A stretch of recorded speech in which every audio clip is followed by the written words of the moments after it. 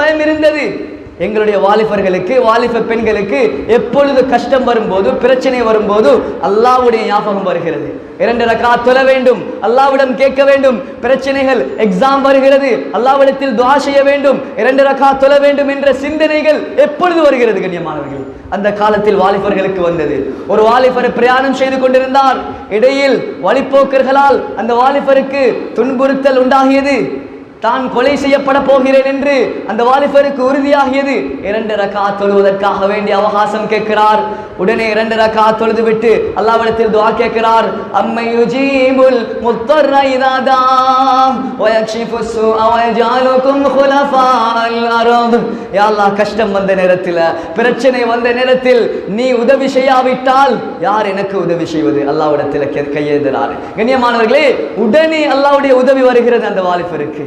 இன்று எங்களுடைய வாலிபத்துடைய சமூகத்துடைய நிலைமை எவ்வாறு இருக்கிறது? தீனை விட்டும் தூரமாகிக் கொண்டே போகிறார்கள், அல்லாஹ்வை விட்டும் தூரமாகிக் கொண்டே போகிறார்கள்.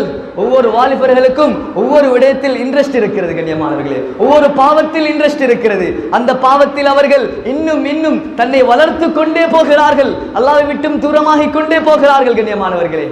அல்லாஹ் சுப்ஹானஹு வ தஆலா குர்ஆனில் பேசுகிறார் ஒவ்வொரு வாலிபர்களையும் பார்த்து. குல்லில் முஃமினீன யகுது மின் அப்சாரிஹிம் வ யஹ்ஃபது ஃபுரூஜஹும். ஒவ்வொரு வாலிபர்களையும் பார்த்து பேசுகிறான், உங்களுடைய பார்வைகளை தாழ்த்துங்கள். உங்களுடைய பார்வைகளை முதலாவது தாழ்த்துங்கள். இரண்டாவது அல்லாஹ் சொல்கிறான், வ யஹ்ஃபது ஃபுரூஜஹும், உங்களுடைய மர்மஸ்தானத்தை பாதுகாருங்கள் என்பதா.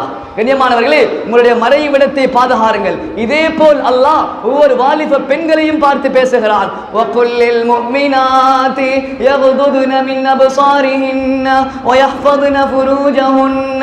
அல்லாஹ் ஒவ்வொரு வாலிப பெண்களையும் பார்த்து பேசுகிறான், வாலிப பெண்களே, உங்களுடைய பார்வைகளை தாழ்த்துங்கள், உங்களுடைய பார்வைகளை தாழ்த்துங்கள்.